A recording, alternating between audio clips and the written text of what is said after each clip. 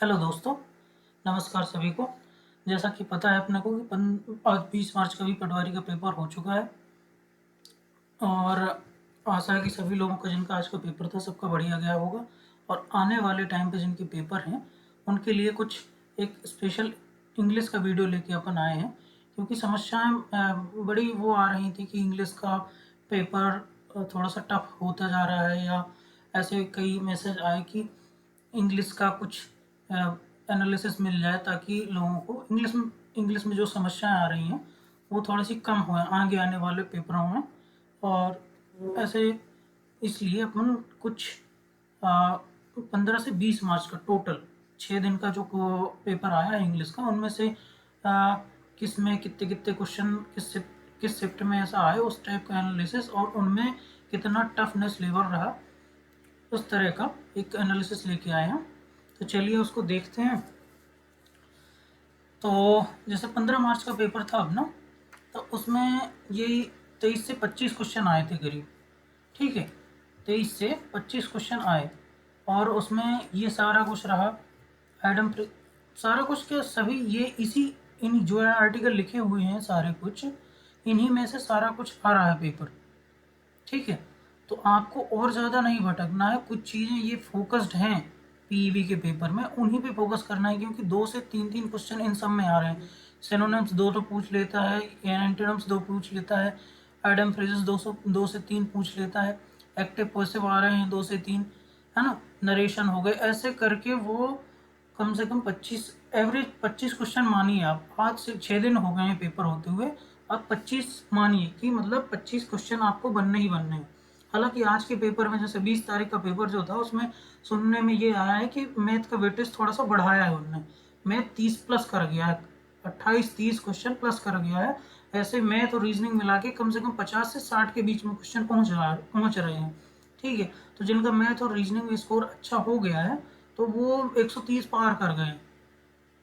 ठीक है, तो इन चीज़ों को आप थोड़ा सा स्मार्ट तरीके से काम करें, इस पे वर्क करें, और आप कंटिन्यू इसमें रिवीजन करते चलें, लगे रहें, चीज़ों को छोड़े नहीं कि आपने जो सेंटर में वीडियो रिकॉर्ड करने पहुंच जाते हैं लोग, उनकी वीडियो देख के उसमें टाइम दे रहे हैं, उसमें बहुत ज़्यादा टाइम दे रहे हैं कि भैया किसके कितने नंबर। स्टूडेंट पेपर दे के बाहर निकल रहे हैं, वो पूछ रहे हैं कि इसके कितने नंबर आए, आप बार बार उन्हीं वीडियोस को देख रहे हैं। तो उनमें यदि एक तो उसमें टाइम जा रहा है, और फिर उसके बाद पता चल रहा है कि टफ आया था, ये आया था, वो आया था, उसमें कुछ नंबर कम आए कई लड़कों के, तो उससे डिमोटिवेशन ज़्यादा होगा।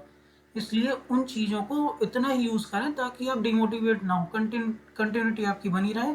केवल आप पॉजिटिव वे में उन चीज़ों को इस्तेमाल करें थोड़ा सा, जितने में आपके लिए फ़ायदेमंद हो सके वो चीज़ें। ठीक है, तो देखते हैं कि क्या क्या था अपने इंग्लिश के पेपर में। ठीक है, सुन ये है कि यदि इंग्लिश का पेपर में आप 20 प्लस आंसर क्वेश्चन कर लेते हैं, 20 प्लस सही, क्योंकि टफ नहीं है इतना पेपर। हालांकि ये है कि जैसे अपने एमपी बोर्ड में है या कोई सा ऐसा स्टूडेंट है जिसने इंग्लिश अपने ग्रेजुएशन में या उसके पहले इतनी अच्छी नहीं रही है, तो वहाँ दिक्कतें आ रही हैं, बाकी टफ नहीं है। इंग्लिश मीडियम के लड़के अच्छे से कर पा रहे हैं, 20 प्लस कर ले रहे हैं जिनने इंग्लिश में स्कूलिंग की है या ग्रेजुएशन में इंग्लिश सब्जेक्ट रहा है उनका। ठीक है, इंग्लिश से ग्रेजुएशन कुछ भी रही है, इंजीनियरिंग या कोई अन्य स्ट्रीम वाले, तो बहुत अच्छा कर ले रहे हैं। 20-20 प्लस नंबर का उनका ऐसा एवरेज मानना है कि 20 से ऊपर हैं उनके इसमें इंग्लिश में। ठीक है, तो इसी प्रकार से उनके जा रहे हैं 140, कोई 135-40, इससे प्लस में भी जा रहे हैं कुछ। तो आप परेशान नहीं हो, बस थोड़ा सा इत्मीनान से इन चीज़ों को करें जिस पे वो फोकस कर रहे हैं। हर बार वही डाल रहे हैं, बस घुमा फिरा के यही टॉपिक रहते हैं, 7-8 टॉपिक हैं, किसी के 2 कर देंगे, किसी के 3 कर देंगे, आज किसी में 1 रहेगा, कल उसी में 3 क्वेश्चन आ जाएंगे, इस तरह से चलता आ रहा है काम। ठीक है, तो अब अपन देखते हैं कि आइडम फ्रेजेस, मतलब ये तो पता ही है कि कहावतें हिंदी में बोलते हैं, और कहावतें ये जो होती हैं तो ये आपने पढ़ी ही होंगी। ठीक है, हिंदी में तो बेहतरीन होंगे आप लोग, क्योंकि हिंदी से ही अपनी एमपी बोर्ड में अधिकतर बच्चे हिंदी से ही पढ़े हुए हैं, तो हिंदी का तो बन ही जाता है। लेकिन इंग्लिश में यहाँ पे यही समस्या आ रही है कि इनको खोजने में, जैसे कोई सेंटेंस दे दिया, अब उन क्या कर रहे हैं, उनने पूरे एक सेंटेंस दे दिया, अब यहाँ के अपन देखेंगे किस तरह से दे रहे हैं। कुछ क्वेश्चंस भी हैं जो जो बच्चों को याद रह गए थे, तो उनने वो क्वेश्चन अपन ने डाले हैं, यहाँ पे लेके आए हैं कुछ, क्योंकि हालांकि इंग्लिश का ज़्यादा पोर्शन तो याद रह नहीं पाता है किसी को, है ना। उन्होंने देखा और वहीं पे जो भी ऑप्शन एलिमिनेट करके अपना आंसर टिक किया, बस खत्म, इतना याद रहता है उनको। और बाकी सब्जेक्ट्स के क्वेश्चंस याद रह जाते हैं, जीके, साइंस, ठीक है। इंग्लिश का नहीं रह पाता है। तो जो जो एक दो क्वेश्चन जहाँ के भी मिले हैं 15 से 20 मार्च की में, ताकि एक लेवल टेस्ट हो सके कि कितना लेवल का आ रहा है, उस तरीके से अपन कुछ क्वेश्चन लेके आए। तो आगे देखेंगे आगे की स्लाइड्स में। अभी अपन ये देखते हैं कि किस किस टॉपिक से वो क्वेश्चन पूछ रहे हैं। तो जैसे एडम फ्रेजेस के 2 से 3 क्वेश्चन इसके आने ही आने हैं, बिल्कुल किसी भी पेपर में आ रहे हैं हर शिफ्ट में, 15 से लेके 20 मार्च की सेकंड शिफ्ट तक इतने क्वेश्चन आ रहे हैं। इसमें एक नहीं हो रहा है, ज़्यादा ही रह रहे हैं, 2 या 3 या फिर 4 इस तरीके से हैं। तो इनको आप देख लें, बेसिक की जो देखें, और या फिर इसको ऐसे कोशिश करें इनको एलिमिनेट करने की, ठीक है ना, कि इसमें से क्या हो सकता है। आप वो ज़्यादा वर्क करेगा कि ये आप उसको निकालने की कोशिश करें वर्ड्स। अभी अपन आगे स्लाइड में देखेंगे कि कैसा कैसा वर्ड बन रहा है ना। और जिसने भी ये पहले से पढ़ रखी है, कोचिंग वोचिंग ले रखी है, तो उनके लिए तो ज़्यादा दिक्कत नहीं है, ये कर लेते होंगे। फिर सिनोनिम्स और एंटीनिम्स, इनमें भी 2-2 3-3 क्वेश्चन दे रहे हैं, ठीक है ना। अभी अपन देखेंगे किसका 1-2 क्वेश्चन है जो कि याद रह गए थे कि सिनोनिम्स इसका आया था, एंटीनिम्स का आया था, तो वो मिलेंगे। ज़्यादा टफ नहीं है इनका, आसान आ रहा है। बस ये है, 2 चीज़ें हैं, या तो आप अपना सेंस यूज़ करके उसको एलिमिनेट कर लें यदि याद है तो, दूसरा है यदि याद आपको याद है तो फिर कोई दिक्कत ही नहीं है, आसानी से हो जाएगा। एक्टिव पैसिव, ये लगातार पूरा आ रहा है, इसमें कोई ना तो वेटेज कम हो रहा है और ना ही कोई टफनेस कोई आ रही है, बस ये लगातार आ रहा है, वही लेवल है बस, क्योंकि सेंटेंस की भरमार है उनके पास एक्टिव पैसिव में। तो ये क्वेश्चन बहुत आ रहे हैं और इनको एलिमिनेट करना आसान पड़ रहा है, क्योंकि ऑप्शन वहाँ पे ऐसे हैं कि आप यदि थोड़ा सा भी हेल्प इन वर्क का यूज़ और कहाँ कहाँ किस किस फॉर्म पे, यदि आपको उसके रूल्स ही याद हैं तो आप वहाँ पे कर पा रहे हैं आसानी से, इस तरीके से आ रहे हैं। इनमें बिल्कुल भी नहीं घबराएं एक्टिव पैसिव में। यदि आपको रूल याद हैं, जो भी एक्टिव पैसिव के रूल होते हैं, तो वो आप आसानी से कर लेंगे, बिल्कुल, ठीक है ना। इनमें घबराने वाली बात बिल्कुल नहीं है। 3 से 4 क्वेश्चन हो रहे हैं एक्टिव पैसिव के।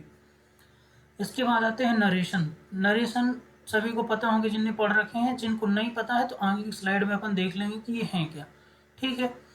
अब इसके बाद में ये भी 2 से 3 नरेशन आ जाते हैं, ठीक है। इसमें वेरिएशन कर देता है, कहीं पे 2, कहीं पे 3, कहीं पे 4, ऐसा, ठीक है। और बहुत छोटी छोटी चीज़ें हैं, ज़्यादा टफ क्वेश्चन नहीं दे रहे हैं। ऐसे आर्टिकल में ये जिसको पता है कि क्या है ये आर्टिकल्स, ठीक है, तो ठीक है, नहीं तो जिनको नहीं पता है आगे की स्लाइड में अपन देख लेंगे कि आर्टिकल का प्रयोग कैसे कैसे दे रहे हैं ये लोग, है ना। इसके बाद एरर डिटेक्शन। एरर डिटेक्शन में क्या कर रहे हैं कि कोई सा सेंटेंस दे दिया उनने, और सेंटेंस में कोई सा भी सेंटेंस दिया, अब उनमें से एरर डिटेक्ट करके बताना है कि कहाँ पे एरर है, कौन सा सेंटेंस गलत है, ठीक है ना। तो इस तरह का एरर डिटेक्शन में दे रहे हैं। 2 से 3 क्वेश्चन उनके रह रहे हैं एरर डिटेक्शन के। और पैराजम्बल और अनसीन पैसेज, ये थोड़ा सा जंप करते रह गए हैं, ठीक है। किसी में दिए हैं, किसी शिफ्ट में आए हैं, किसी शिफ्ट में नहीं आए हैं, पैराजम्बल और अनसीन पैसेज। लेकिन ये बहुत ही ये रटने वटने या पढ़ने वाली ऐसी कोई चीज़ नहीं है, पैराजम्बल और अनसीन पैसेज, ये आसानी से हो जाते हैं अपन यदि आप थोड़ा सा सेंस लगाते हैं। कुल मिला के ये हिंदी के, यदि आपको इनकी हिंदी आ गई करनी, ट्रांसलेशन करना आ गया, तो अपने आप कर लेंगे पैराजम्बल और अनसीन पैसेज। बहुत ही सरल सी चीज़ है और ये 7 से 8 क्वेश्चन का वेटेज रखते हैं इंग्लिश में।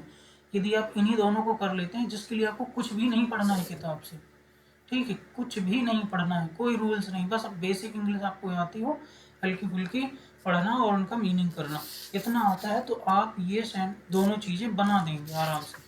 और इसका वेटेज पूरा का पूरा 7 से 8 क्वेश्चन, सोच लीजिए 7 से 8 क्वेश्चन केवल पैराजम्बल और अनसीन पैसेज का हो जा रहा है। हालांकि 15 तारीख में देखा गया था अनसीन पैसेज, ठीक है, फिर उसके बाद 16-17 में नहीं देखा गया, 19-20 में फिर से अनसीन पैसेज आ गया है। ठीक है, तो इस तरह से जंप हुआ है, लेकिन क्या है, टॉपिक यही है, जितने भी पूछे गए हैं टॉपिक यही पूछ रहे हैं ये लोग, है ना। तो आपको परेशान नहीं होना है, ये देखना है कि जो जो टॉपिक हैं इनको बस फोकस करके इनके रूल्स या कुछ ऐसी चीज़ें हैं जो ट्रिक्स हैं इनकी, इनको निकालने की या ऑप्शन एलिमिनेट करने की, वो कर लेनी है आपको। ठीक, यही बार बार यही पूछा जा रहा था शुरू से ही, 15 तारीख के बाद से ही, कि इंग्लिश का क्या करें, इंग्लिश का क्या करें। हालांकि इंग्लिश में इतना नहीं परेशान होने की ज़रूरत है, सबसे बेसिक और फोकस्ड चीज़ें आ रही हैं। बताइए, आइडियम, फ्रेजेस, सिनोनिम्स, एंटोनिम्स, है ना, ये मीनिंग ही याद है यदि आपको तो हो जाना। मीनिंग इंग्लिश में मेन रोल मीनिंग्स का होता है। यदि आप कोई सी वर्ड की मीनिंग पता है आपको, तो आप काफ़ी सारी चीज़ें कर पाते हैं। जैसे सिनोनिम्स एंटोनिम्स में आ रहे हैं तो उसमें ऑप्शन टफ नहीं आ रहे हैं। यदि आपको उस वर्ड का मीनिंग समझ में आ गया है तो उसका सिनोनिम्स बना देंगे, आप एंटोनिम्स भी बना देंगे उन्हीं ऑप्शंस में से देख के, यदि आपको पता भी नहीं है तो। ठीक है, इस तरह की चीज़ें चल रही हैं। अब प्रीपोजिशन है, प्रीपोजिशन में जिसको पता है कि प्रीपोजिशन क्या है वो तो कर ही लेते होंगे। ठीक है, और यदि उनके पेपर हुए होंगे तो उनने कर भी लिए होंगे क्वेश्चन, क्योंकि प्रीपोजिशन भी इतना टफ नहीं आ रहा है। ठीक है, अब और जिसको नहीं है वो अपन आगे स्लाइड में देखते हैं। ठीक है, तो चलिए अब नेक्स्ट देखते हैं कि क्वेश्चंस क्या क्या देखने को मिले हैं अपने को। जैसे होपफुल का एंटीनम्स, ठीक है, अब ये होपफुल है, अब आदमी को समझ में आ रहा है कि क्या चीज़ चल रही है, क्या बोल रहा है वो, मीनिंग्स इसका। तो होपफुल का क्या होगा, सोचिए, है ना। तो उसका एंटोनिम्स सही है, बिलोंग पूछा है उसने, तो होपफुल का हो जाएगा अपोजिट, होपलेस, है ना। इसी तरह आइडम्स आई है, hold one horse, hold once horse पूछा गया। अब ऐसे पूछते हैं, ये देखिए, ये आइडम्स, होल्ड वंस हॉर्स। ठीक है, अब इसको देखते हैं। जैसे सेंटेंस दिया, mount hold your horse, I know we were late but I would prefer to arrive to the airport alive. ठीक है ना, ये है चीज़। अब यहाँ पे ये कहावत है क्या, होल्ड योर हॉर्स। ठीक है, तो इसको आपको पकड़ना है। ठीक है, इस तरह आपको इनको एलिमिनेट करना है ना। तो ये हो गए आइडम फ्रेज। और ये क्वेश्चन यदि आपने ये एलिमिनेट कर लिया, देखिए हर जगह आपको केवल क्वेश्चन को पढ़ के उसको एनालिसिस कर लेना है, वो अलग ही समझ में आते हैं ये आइडम। ये ऐसा पढ़ा अपन ने, है ना। तो इस तरह से ये हो जाता है। इसके बाद देखिए एरर डिटेक्शन से, एरर डिटेक्शन से भी मतलब वही लिखा हुआ है कि 2 से 3 क्वेश्चन पूछे जा रहे हैं। अब सिनोनिम्स में भी पूछे ही जा रहे हैं सिनोनिम्स भी, है ना। अब नरेशंस के क्वेश्चन कुछ मिले थे तो नरेशंस को बताते हैं। जैसे कि he says I come here, है ना, तो इसका narration, he says that he comes here. Narration मतलब कि इनडायरेक्ट चीज़, है ना। आपको डायरेक्ट से इनडायरेक्ट करना, he says I come here, तो इसका इनडायरेक्ट बन गया he says that he comes here. इसी तरह एक ये था, ये सेम डेट के नहीं, अलग अलग डेट का है, लेकिन ये है अपने को केवल ये देखना है कि हाँ इस लेवल का चल रहा है, ये चीज़ है, ये एग्जैक्टली ये चीज़ दे रहे हैं। Pooja said Riddhi do you want another cake, तो इसका इनडायरेक्ट क्या बन जाएगा, Pooja asked Riddhi if she wanted another cake.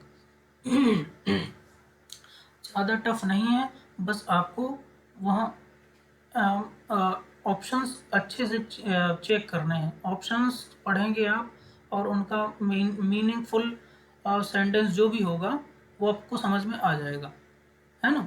ये चीज़ें हैं इसमें जो इंग्लिश में दे रहे हो, तो इस तरह से वो टफ नहीं है इतना ज़्यादा। ठीक है,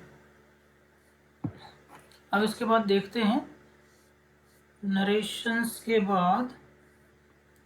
अच्छा हाँ, नरेशंस में ये जरूर देख लें कि किस किस चीज़ का वो बदल के क्या बन जाता है ना।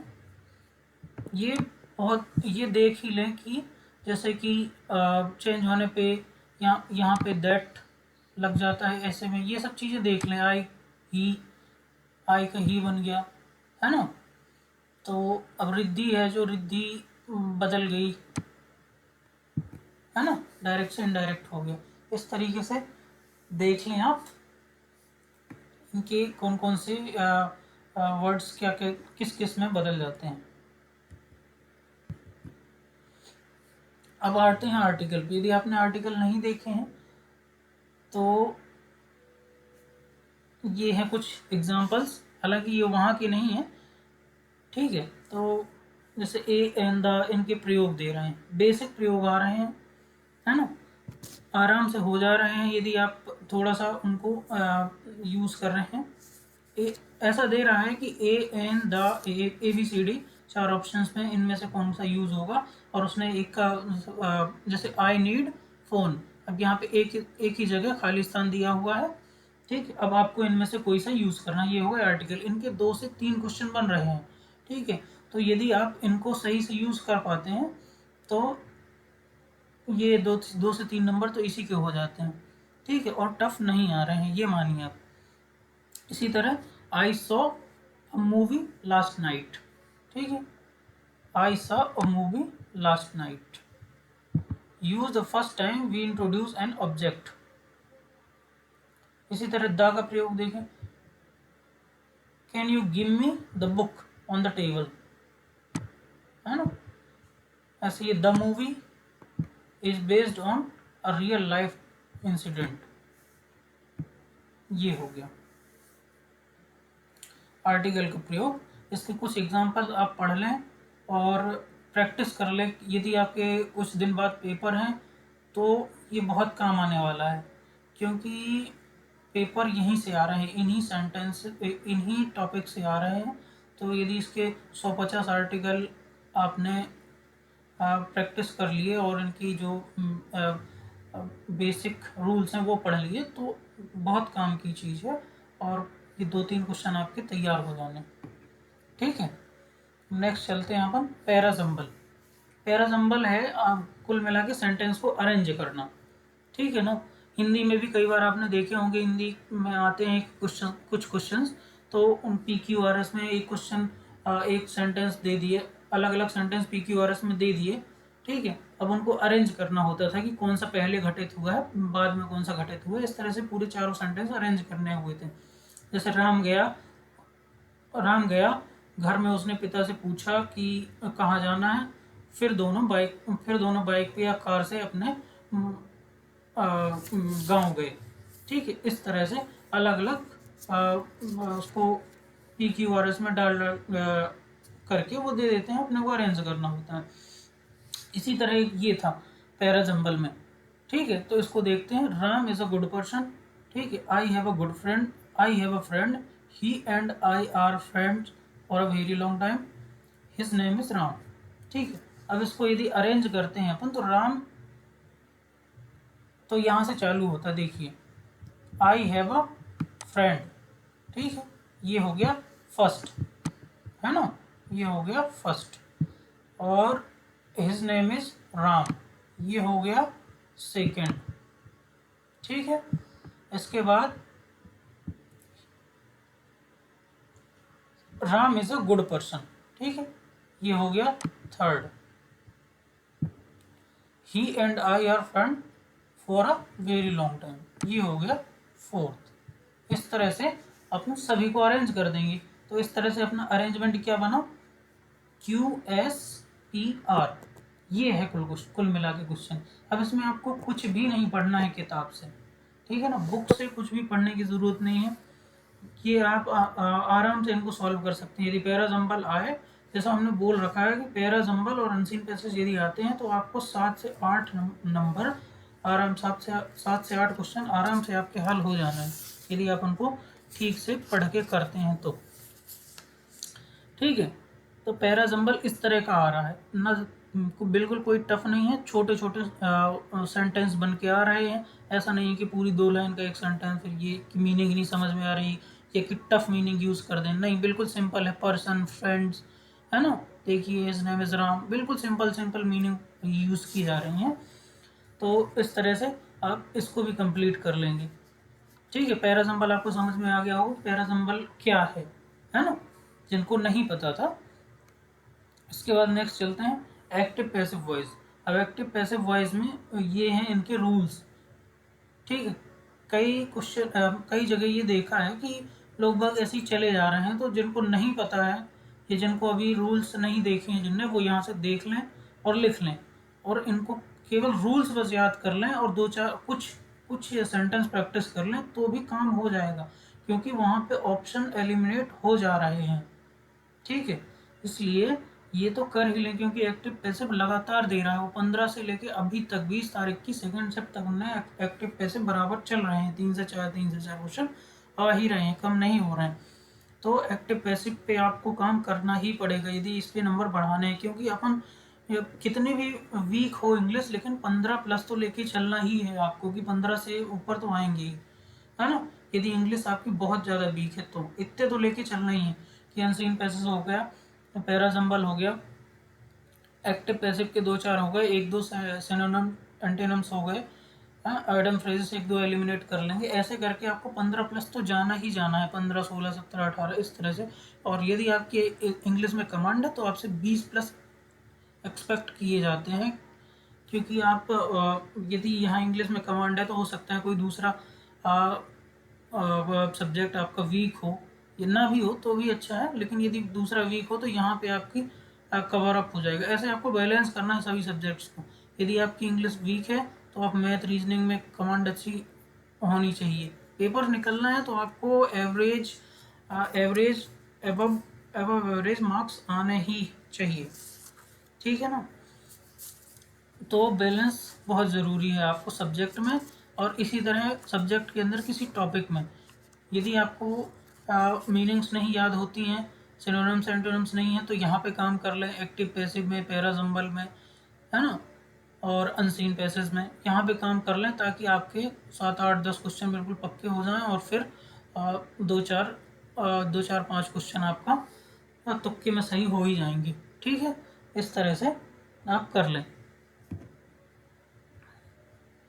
बिना इंग्लिश के आप यदि ये सोचें कि इंग्लिश पूरी तुक्के से करके चले आएंगे और आपका निकल जाएगा, तो ये नहीं होने वाला, इसकी आप उम्मीद बिल्कुल त्याग दें। ठीक है ना, आपको इंग्लिश में काम करना ही पड़ेगा, उसके बाद ही आप कुछ अच्छे नंबरों की उम्मीद रख सकते हैं। बिना इंग्लिश में भले आपने पढ़ी है नहीं पढ़ी है उससे कोई लेना देना नहीं है, इंग्लिश में काम बहुत ज़रूरी है।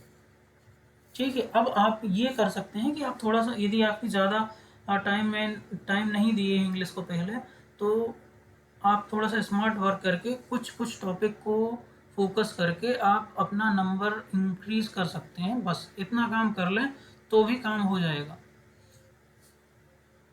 ठीक है, अब ये है एक्टिव पैसिव, कुछ देखते हैं, है ना। जैसे ये लता सिंग्स लवली सॉन्ग, अब इसका पैसिव क्या बन रहा है, लवली सॉन्ग और संग बाई लता। बिल्कुल ये तो शुरू से पढ़े होंगे आपने एक्टिव पैसिव, बस वही है, बिल्कुल बेसिक बेसिक आ रहे हैं, परेशान बिल्कुल भी नहीं होना है, बस ऑप्शंस पे ध्यान देना है और उनको एलिमिनेट करना है। We did not grow rice, rice was not grown by us. What do you want, what is wanted by you. इस तरीके से ये बिल्कुल simple same as it is question पूछे जा रहे हैं वहाँ पे। अब इतना यदि आप कर पाएंगे तो ये सारा जो भी है क्वेश्चंस का एनालिसिस, हम बस उन्हीं स्टूडेंट्स कुछ जिनने जिनने दिए हैं रिव्यू की कैसे कैसे आ रहे हैं एक्टिव पैसिव, वो बना के आए हैं, उनके आधार पे दे रहे हैं, इसलिए आप परेशान ना हो, और बस इतने बेसिक बेसिक कर लें एक्टिव पैसिव, ज़्यादा डीप में नहीं जाना है। बेसिक बेसिक यदि हो गए हैं तो आप वहाँ पे सही कर लेंगे। ठीक है, तो यहाँ पे इनके रूल्स हैं, यदि आपने रूल्स नहीं देखे हैं, नहीं पढ़े हैं, तो अपनी बुक से या फिर यहाँ से देख लें और उसको कंप्लीट कर लें, याद कर लें। जिनके अभी नेक्स्ट 2 डेट या अप्रैल में पेपर हैं तो वो उनको याद कर लें। ठीक है, क्योंकि दिन ब दिन पेपर और कॉम्प्लिकेटेड होता जाएगा। ठीक है ना, है ना। तो हो सकता है कि ये ए एन द जो सिंपल सा है, क्वेश्चन बनता है, सिंपल क्वेश्चन जो बनते हैं उनको थोड़ा सा मॉडरेट और फिर उसके बाद टफ में मूव कर जाएं वो लोग, है ना। जिस तरह से अभी पता चला है कि जीके में अब वो लोग आज ही के क्वेश्चन में पूछा गया, आज ही के जीके के पेपर में पूछा गया था एमपी जीके में शारदा माता का मंदिर कहाँ है, ठीक है। अब हो सकता है कि कई लोगों को ये पता नहीं हो, है ना, जो अन्य क्षेत्र के हैं, जैसे कि ये बुंदेलखंड बघेलखंड क्षेत्र के हैं, उनको तो पता है शारदा माता का मंदिर मैहर में है। लेकिन कई लोग हो सकते हैं, कि ग्वालियर चंबल क्षेत्र या फिर मालवा क्षेत्र के कई लोग हो सकते हैं जिनको नहीं पता हो या नहीं आए, ठीक। हालांकि बहुत फेमस है, सिद्ध पीठ है, तो पता तो होगा ही काफ़ी लोगों को, लेकिन फिर भी कुछ होते हैं जो जिनने जो केवल बुक पे डिपेंडेंट रहते हैं, तो बुक में इतना नहीं गए डीप पे, तो नहीं कनेक्ट कर पाते हैं कि मंदिर यहाँ पे। तो अब जब यहाँ पे मैहर तक अभी वो पहुँच गया है, तो हो सकता है कि और अंदर तक के मंदिर पूछ ले, ठीक है ना, कि एक हर शहर में ऐसे दो दो तीन तीन मंदिर हैं जो फेमस रहते हैं, तो वहाँ के यदि मंदिर पूछने लगे, जैसे पिछली बार पूछे जाने लग गए थे कुछ दिनों में, 10 से 15 दिन बाद में ही, कि गोला मठ कहाँ है, इस तरह से कई सारे मंदिर और कुछ नदियाँ ऐसी पूछी गई थी जो बहुत ही क्षेत्रीय हैं, है ना।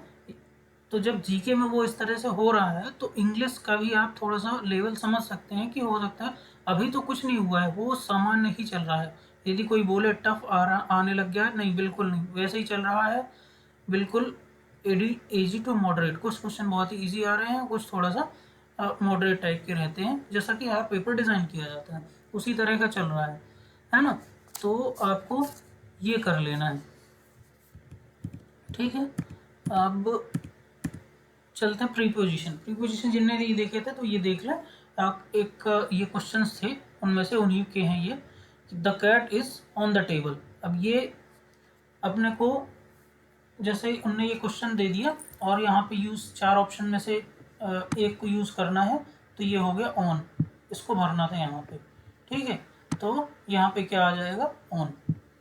The cat is on the table, ठीक है, क्योंकि स्टेबल ऑब्जेक्ट है जो कि वहाँ पे स्थायी है, तो कहाँ पे है, टेबल के ऊपर है, ठीक है ना।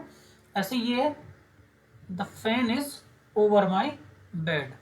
अब ये 4 में से एक निकालना था, ठीक है, ये ऐसे ही, तो इस तरह के आ रहे हैं। अब इसीलिए कह रहे हैं कि जिनकी स्कूलिंग इंग्लिश से है या फिर ग्रेजुएशन इंग्लिश से है, वो लोग कर पाते हैं, आसानी से कर लेते हैं, क्योंकि टफ नहीं है। और समस्या आ रही है हिंदी मीडियम वाले या फिर हिंदी मीडियम से ग्रेजुएशन जिनका हुआ है, उनको दिक्कतें आ रही हैं इंग्लिश में, उनके नंबर नहीं जा रहे हैं इंग्लिश में ज़्यादा, तो वो वहाँ का स्कोर उनका 130 से नीचे इसी के आसपास घूम रहा है।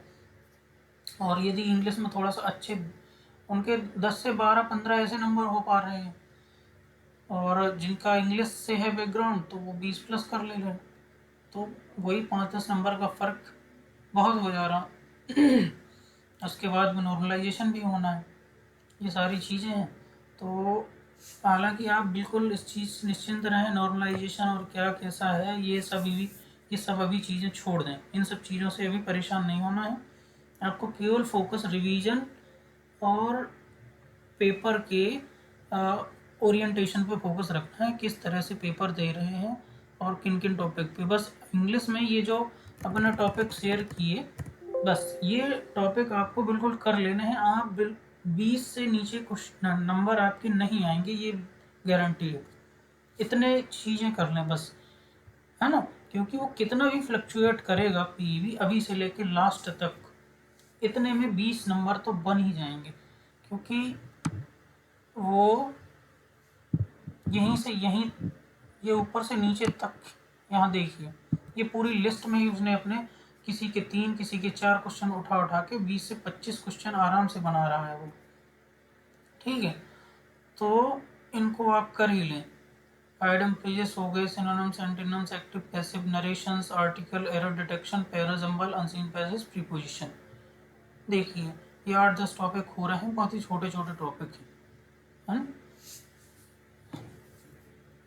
तो ये कर लें। और इतना करने पे आप इंग्लिश में इंग्लिश का पेपर काफ़ी आसानी से कर पाएंगे, ठीक है। उसके बाद ये है एक छोटी सी चीज़ है, कई लोगों के डाउट आ रहे थे इसमें, अब पता नहीं डाउट क्यों आ रहा है लोगों को। बिल्कुल हाँ, आप इस परीक्षा में सम्मिलित क्यों होना चाहते हैं, इसमें आपको क्या भरना है। ऐसा कुछ नहीं होना कि आप कुछ अपने मन से कुछ जो चाहते हैं, जिसके जो आपका उद्देश्य है वो भर देंगे तो आपको सजा फांसी ना हो जाएगी। भरना आपको वही है, ठीक है ना। तो उद्देश्य क्या होता है, यही है। एक तो बेरोजगार हैं आप, रोजगार पाना चाहते हैं, है ना। तैयारी की है तो पेपर देना है, पेपर दे के आपको नौकरी पानी है और रोजगार में लगना है, बस यही ना भरेंगे और क्या भरेंगे। हाँ, बस ये नहीं भरना है कि कुछ लोग, एक एक मीम्स देखा था कि अब मैं इस परीक्षा को पास करके, अब मैं मेरी शादी नहीं हो रही है, परीक्षा को पास करके मैं अपनी शादी करवाना चाह रहा हूँ। ये चीज़ें नहीं करनी है ना। बाकी बेसिक चीज़ें आप कुछ भी लिख सकते हैं, अपना उद्देश्य क्यों है, आपको नौकरी करना अच्छा लगता है ना, आप बेरोज़गार हैं, आपको नौकरी चाहिए और आप समाज सेवा करना चाहते हैं फील्ड में जाके, है ना। कुछ अच्छा मोटिव आपका है, क्यों आप सरकारी नौकरी में क्यों जाना चाहते हैं, ये सब ये चीज़ें लिख सकते हैं आप, है ना। और परेशान नहीं होना है कि आप ने ये क्यों क्यों लिख दिया या क्यों कुछ और लिख दिया तो क्या होगा, इससे कुछ नहीं होना है। आप जो भी आप बस कुछ गलत नहीं लिखें, और बाकी आप अपने मन का कुछ भी लिखें, है ना। आपका जो उद्देश्य है, कोई दिक्कत नहीं है इससे, ना कोई आपको आपके ऊपर FIR ना हो जानी है, ठीक है ना।